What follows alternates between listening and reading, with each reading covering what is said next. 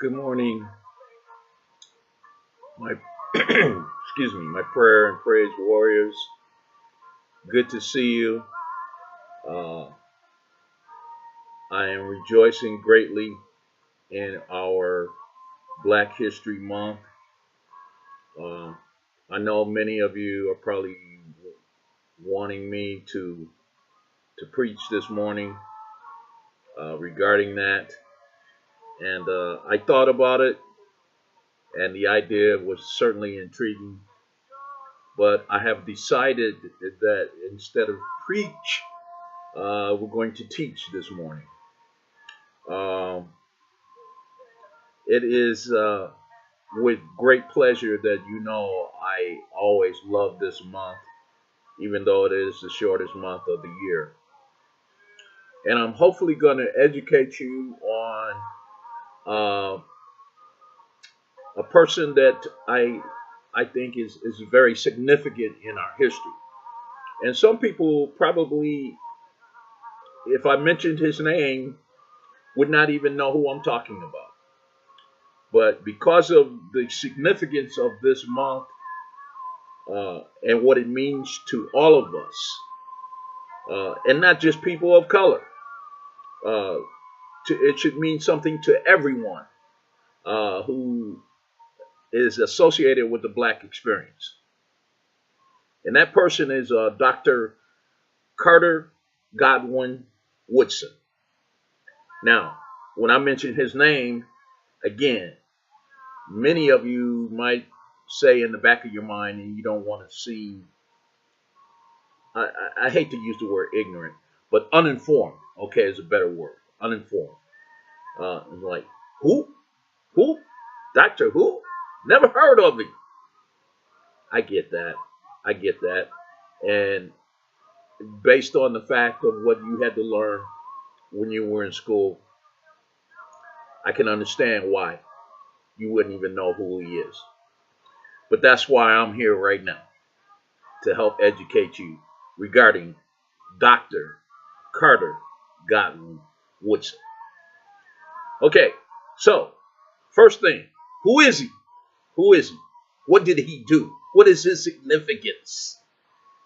Okay, and quite naturally, I'm going to expound on that. Dr. Woodson is considered by many the father of Black history. Okay, and the reason why he is considered that is he is the one that way back in 1926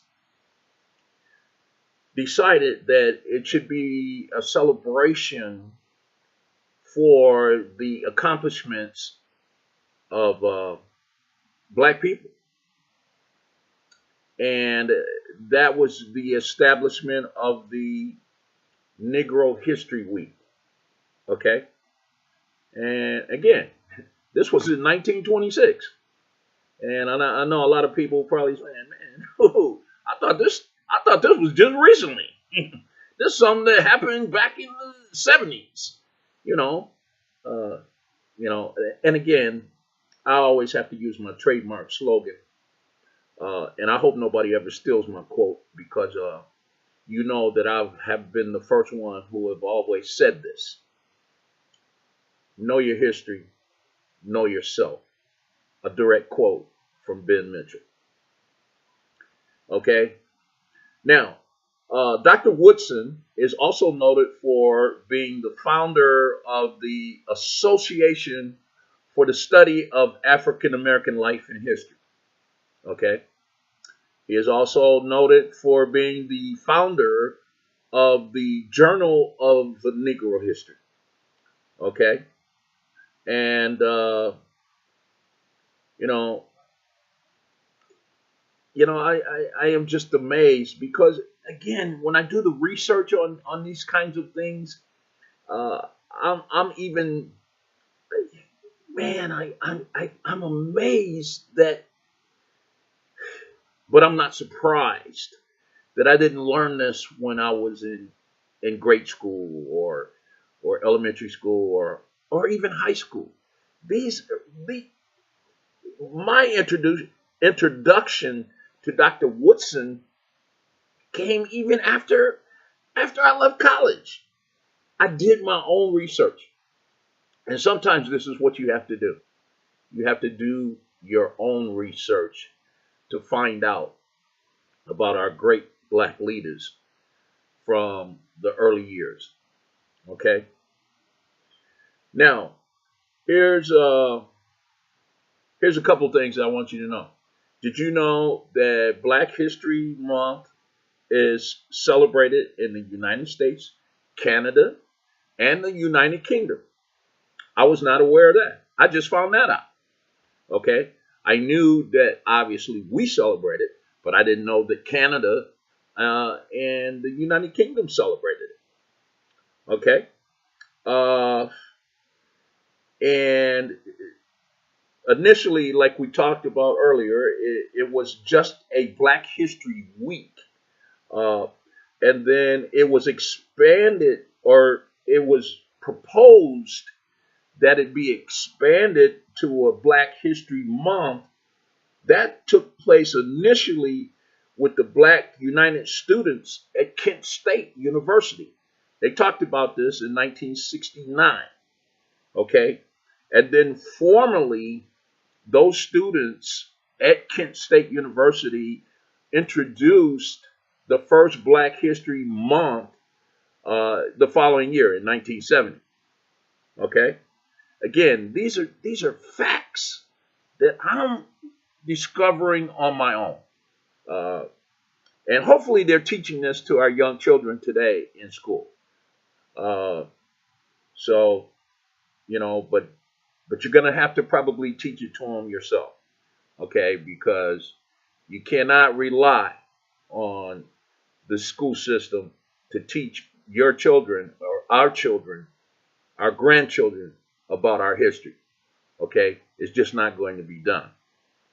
And that's a cold hard fact of reality. Okay? That's the best thing I can tell you regarding that. In 1976, now what's significant about that year? Oh, well, yeah, the 200th anniversary or birthday of our country.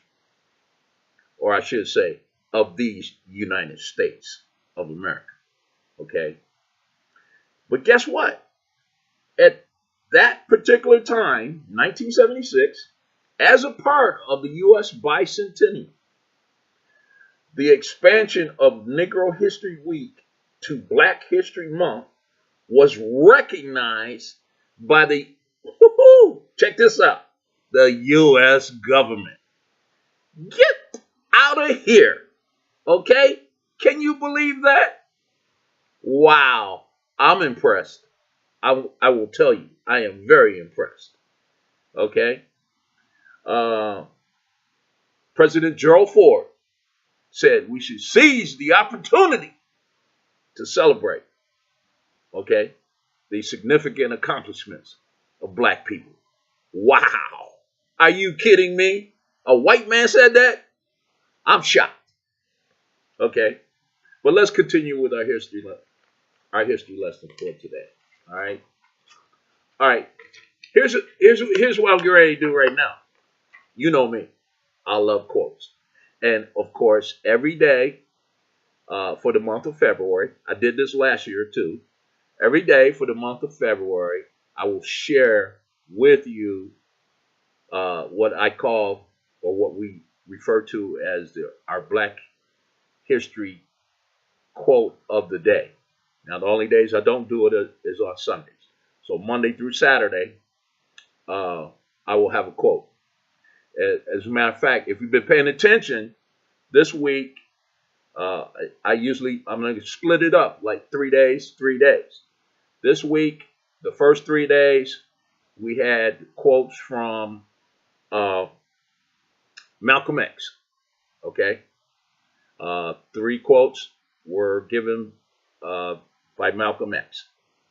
And then Thursday, Friday, Saturday, if you've been paying attention, the 3 quotes were from Dr. King, Dr. Martin Luther King. Now, each week, I'll do the same thing.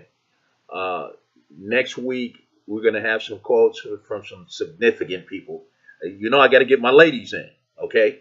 Uh, and I'm going to start with my favorite, one of my favorites, Harriet Tubman. And she's got some classics. I won't expound right now, but she got some classic quotes, boy, let me tell you. And I love her quotes. And then, of course, my favorite poet of all time, okay? Many of you may know I am a student of Dr. Maya Angelou, okay? Now, you may notice that typically, excuse me, typically I don't refer to these people in the past tense. That's because I feel that they're still with me, okay? Yeah, they're physically, their bodies may not be physically with me, but their mind and their spirits are with me, and their legacy is embedded in my mind and spirit. Okay, excuse me, but I'm going to share some very very very profound quotes from Dr. Carter Woodson. Okay, so listen closely. All right. And this first one, tomorrow night is going to be the Academy Awards, and we know all the hoopla about that deal and what's going on there. But this first one would, in my opinion, apply to the situation there. And I'm going to read it. This is a quote from Dr. Carter G. Woodson. Okay, check it out. If the white man wants to hold on to it, let him do so. But the Negro, so far as he is able, should develop and carry out a program of his own. Wow. How profound is that? That's what I've been saying all along. Why are we so worried about a statue named Oscar? Okay? That sounds like something my granddaughter would play with. It amazes me how much faith and reverence we put into anything that white people do. Okay, instead of trying to establish our own. Okay, that's amazing to me. That is so amazing. This is why you come up. You have people like, my favorite girl. Okay, yeah. Y'all know it wasn't going to be long before I had to mention her name. Okay, Miss Stacey Dash. Okay, that's how you come up with people like that, and the Charles Barkleys of the world who think that black people are insignificant, or black people shouldn't single themselves out, or stand out, or shouldn't have a history month, or shouldn't have awards. And I mean, come on. Are you serious?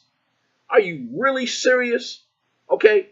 Now, here's the Academy already that has said, well, not said, but they've shown you that, hey, guess what? None of y'all for the last 2 years have produced anything that we think is relevant. Now, come on. Are you serious? Are you kidding me? Come on. Spike Lee, okay?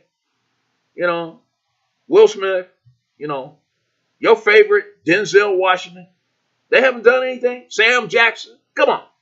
Seriously? Are you kidding me? Don Cheadle, you getting ready to do Miles Davis biography? Come on. We haven't done anything? Are you kidding me? Okay. All right. I get that. All right. So here's my point. Here's my point on this whole tape. Why y'all worried about that? Create your own. Heck, call it the Kings. The Kings Trophy for significant achievement to the black arts. The Dr. King Trophy. I ain't worried about no damn Oscar. Come on now. Get serious, people. All right. Okay, let's go to another quote. Don't get me wrapped up on that. You know how I go. You know how Big Ben is. I don't hold back. Okay. All right. All right. Let's check it out. Here's another quote from Dr. Carter G. Woodson. Okay. Check it out. In our so-called democracy, we are accustomed to give the majority what they want rather than educate them to understand what is best for them. And you know who I go to when you know what that makes me think of first off when I hear that? The first thing I think of is Democrats. Democrats. Because we know the Republicans, I call them the Republicans, okay? Because they can't seem to do nothing that President Obama wants to do, okay? But yet they want to blame him for everything bad, okay? Here we got the laws. Oh my God, y'all, you know I'm getting ready to preach. Come on now. We got the lowest gas prices that we have seen in the last 20 years, okay? We brought most of our troops home. We got minimal fighting forces in these either Iraq or Afghanistan. Bin Laden was killed. Of course, they don't want to believe that the president had anything to do with that. How many white people have I talked to that say, "Oh well, we never saw a body"? I'm like, are you kidding me? Seriously? Seriously? What would you say if George Bush had done this? Man, y'all be having celebrations. Y'all be partying like it was, like Prince in 1999. Come on now. But see, again, you have to understand the double standard. Okay? And it pains me to even have to bring up, and I'll get into 3/5 of a man in a little bit. I'm gonna bring it up, okay? And it saddens my soul, okay, that the forefathers had come up with such idiotic stuff like that. But yet, their sons and daughters and grandsons and great-grandsons and great-great-great-grandsons are still carrying it out, okay? But that's, I'll get to that later, okay? So, yeah, when I heard this one, I said, sounds like Democrats to me, because they want to make it seem like, hey, you know what? You can't vote for them son of guns. Talking about the Republicans, of course, because, them son of guns are out of their mind, You want Donald Trump as your president? Come on now. I don't think so. Yeah, right. Sarah Palin as your vice president? I don't think so. Ben Carson as your Secretary of Homeland Security? Oh my God. And then Stacey Dash as the White House press secretary? Oh my God. Don't even take me there, okay? All right. Let me get off my soapbox off of that. Okay. So let's check out another Dr. Woodson original, as I like to refer to them as. Okay, here's one. The large majority of Negroes who have put on the finishing touches of our best colleges are all but worthless in the development of their people. Wow. Now that's pretty profound. In other words, my translation of this is an educated black man ain't worth a damn. Okay? And let me clarify what I mean when I say that. An educated black man that doesn't do anything to help his people is, in Dr. Woodson's eyes, worthless. Okay? And I get that. That's why I spend as much time as I do doing these quotes, researching, getting information that I can share with you so that I can help uplift us, help build us up, help make us feel that we are indeed, as the Reverend Jesse Jackson used to always say, somebody. Okay. Um, but yeah, I get where he's coming from there. Okay. We get our education and we do nothing to help the next generation. You know, we just go on. Hey, I got mine. You get yours the best way. That I call that the Clarence Thomas uh, syndrome. Okay, because here's a man that clearly benefited from affirmative action. Clearly benefited. Okay, during the '60s. Okay, and now he feels we don't need that. Okay, yeah, yeah, makes sense to me. Justice Thomas. That makes a lot of sense to me. You know, you you were, you climbed on the back of Dr. King and Malcolm, okay, and you got all the way to the Supreme Court. Uh, but now, you know, nobody else should be able to do the same. Very sad. Very sad. Okay, let's move on to another quote. And again, these quotes are more somber and make me take on a more serious tone. Uh, but it just goes to show you, you know, the passion that I have for my people. Okay, and I hope that y'all get that. Okay, this next one that Dr. Woodson came up with is the thought of inferiority of the Negro is drilled into him almost every class he enters and in almost every book he studies. Wow, wow, wow, wow. Okay, uh, y'all know one of my slogans that another one of my quotes that I mention often, and in a serious vein.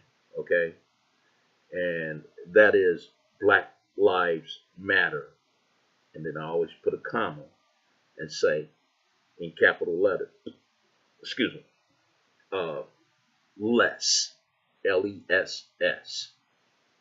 In other words, Black Lives Matter, but to those cops and those others that are discriminating against us and beating the crap out of us, uh, our lives matter less.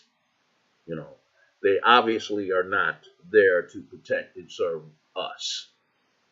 Okay, and unfortunately, you know how. What's the other slogan that I hear a lot?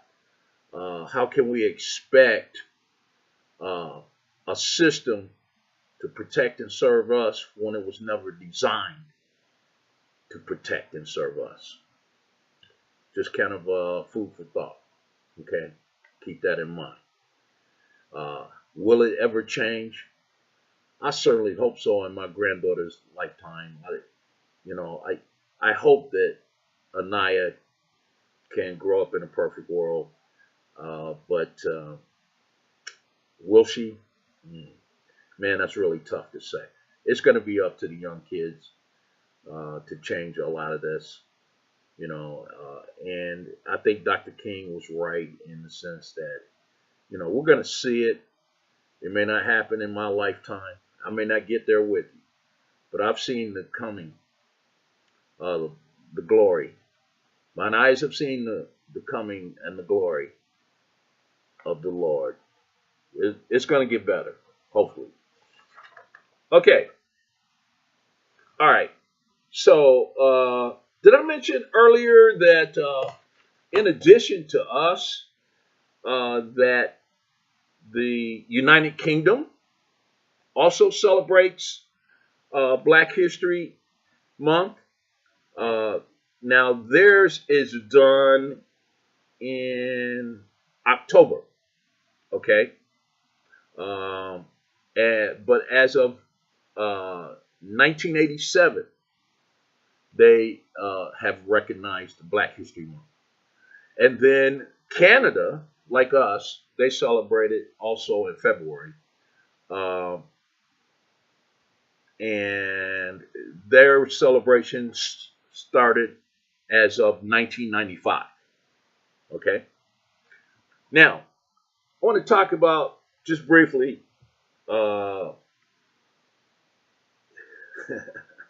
and I know some of my white friends are going to get upset, but I'm not going to worry about that. Okay. But anyway, here's some of the things that white people say about the fact that we celebrate a Black History Month. Okay, check this out. Check this out. I want you to hear this. Okay, criticisms by white who say that the celebration is racist. Oh my god. Oh my god. I I can't help but laugh when I hear that. Okay, I cannot. But this is very serious. Okay, and here's what I say to them. Wow, who better than the forefathers of racism itself and the descendants of those forefathers of racism itself to know when black people take pride in themselves and their accomplishments in this life, it would be seen as racist. Uh, Something that my mom always used to say. And I'm going to just say it. Takes one to know one. Okay? I know that's pretty simple. And but that's my opinion on that. Okay? Uh, and I say to you this. If you're offended by that fact that we want 1 month or we take 1 month to celebrate our history, let me ask you a question. Should I be offended that I'm forced to learn your history of George Washington, Patrick Henry, who said the most patriotic thing I've ever heard? Okay, give me liberty or give me death. I can live with that. Certainly can. Thomas Jefferson, Abraham Lincoln, okay, others, and many others. I'm just saying.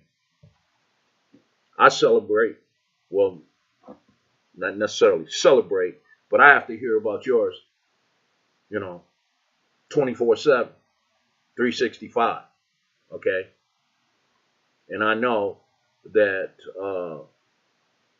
I'm concerned about my sons, even though they're grown, and my grandchildren, you know, coming up against a situation that a Trayvon Martin came up against, or a Tamir Rice came up against, or a Sandra Bland came up against, or Eric Garner came up against, or Michael Brown came up against.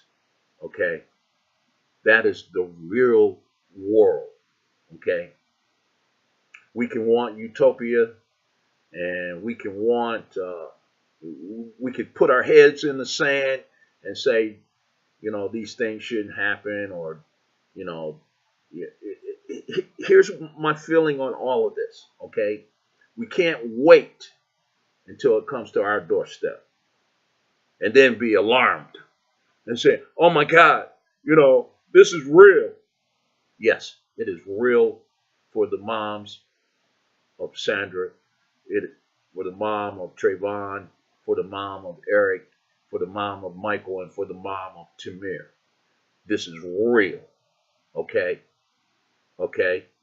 Uh, so, another slogan that I use so often, and again, on a serious note, silence is not an option. Okay? Silence is not an option. Okay? Dr. King's, again, I can sit here and quote all day long from King and Malcolm. Okay? But one of Dr. King's greatest quotes is, life's question, most persistent question, is what are you doing to help others? Okay. And then the one that really touches me, he said, I'm not, and I'm paraphrasing. Okay. I get that. But you know the gist of it, or the gist of it, I should say. Uh, and that's the one that says, I'm not concerned about the the boisterousness of my enemies, but I am more concerned about by the silence of our friends. Okay? In other words, I expect my enemy to be against me. Okay? But I have a problem of those who are against my enemy and say nothing. Okay? Because they don't want to get involved. Or because they feel like, well, that I understand the plight, but I'm not going to rock the boat. Okay, and we got white and black people who feel like that. Okay, now the only difference is the white people don't have to worry about that. Okay, the things that are happening with our youth. Okay, or in some cases these were grown men. Uh, but you, on the other hand, as a black person in these ununited states of America, hey, you better be concerned about it. Because not only could it be your children, your grandchildren, at the rate of these uncontrollable cops, it could be you. Okay? We don't even have to go to the children or the grandchildren. It could be YOU. Okay? That's reality in these ununited states of America. Okay? Just want you to keep that in mind. Okay? I was going to talk about the Dred Scott versus Sanford case. Okay? Again, you have to understand why it's been so hard for President Obama to get things done. And here's what I expect is going to happen when he, during his last month in office, which will probably be in December of this year. Okay? You're going to see executive orders signed like nobody's business. Because at that point, he will be able to do whatever and pardon whoever and put into effect whatever he needs to do, and Congress won't be able to say a doggone thing about it. Okay? Every president does it, and I expect that he would be no different. But anyway, I'm going to just expound shortly. I'm not going to get into a long dissertation about 3/5 of a man. All I'm going to ask you to do is research it. Okay? Once you research 3/5 of a man, then you will understand why President Obama has the problems that he does with Congress. Okay? It's unfortunate that the color of a skin is still the prevalent judge of whether a person can or can't do something.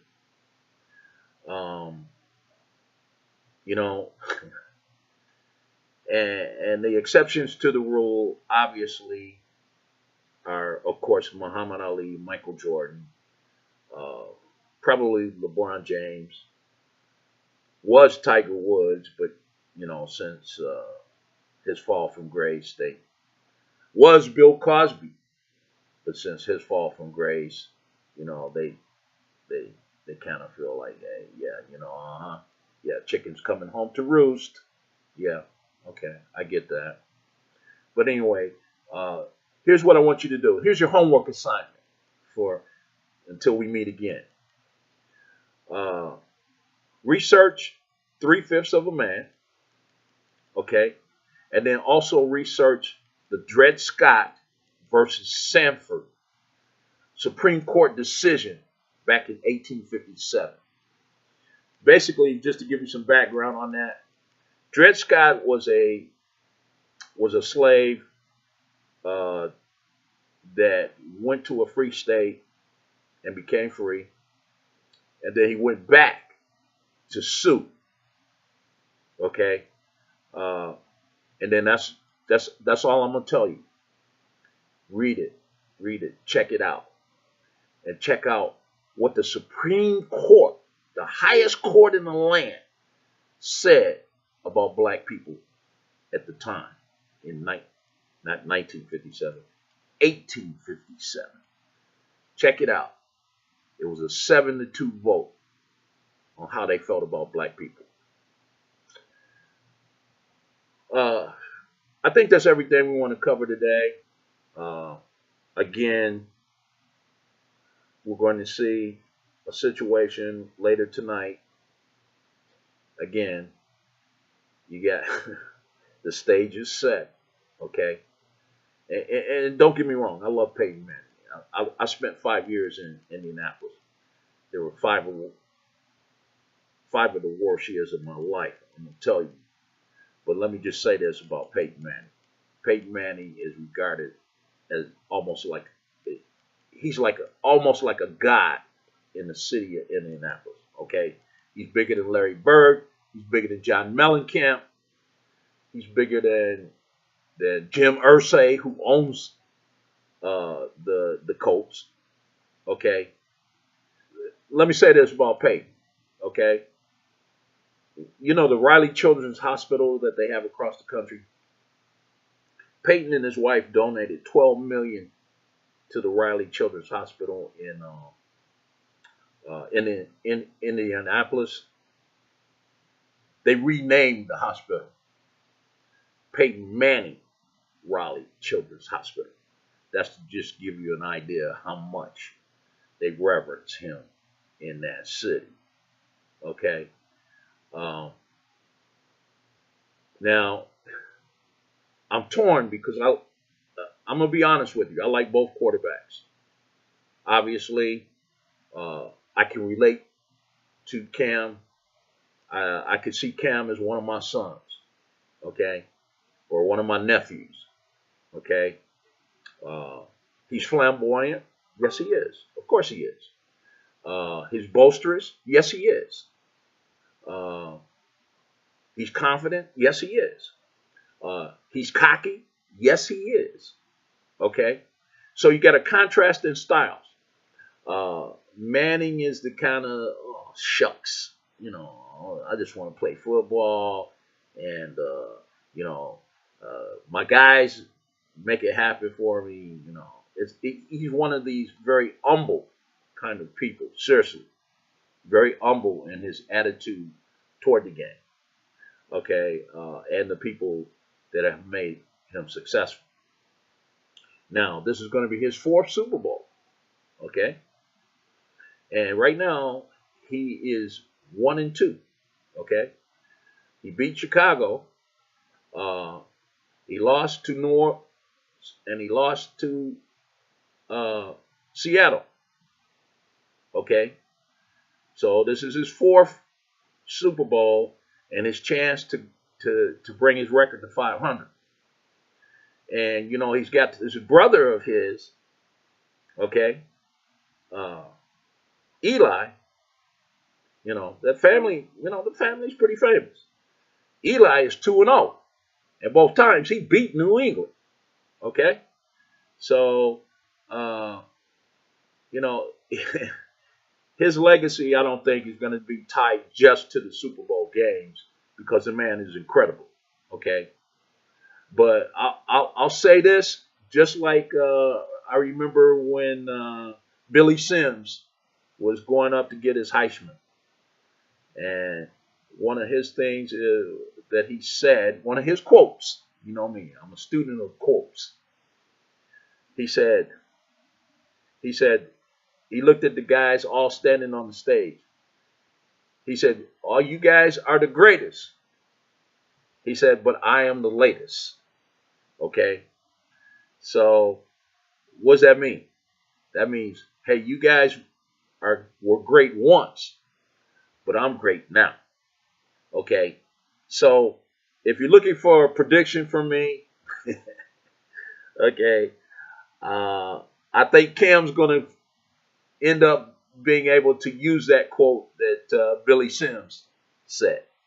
You know, I know Peyton is the greatest, okay, but I'm the latest. So I'm going to predict Carolina 28, Denver 27. A point, one single point separates these two teams. And Cam, I hope you get to say the same thing that Billy Sims said many, many years ago. We love you, bro. You're doing a great job. And Peyton, love you too, my man. You know, every time you score a touchdown or every time you pass for one, a new record is established. So, you know, we know that your legacy is set, and you're definitely a Hall of Fame quarterback. So we look forward to this game tonight, and go Panthers. All right, until next time, I will probably come and teach again next Sunday. During Black History Month, it'll probably be more teaching than preaching, okay? Because I want you guys to know your history and know yourself. God bless.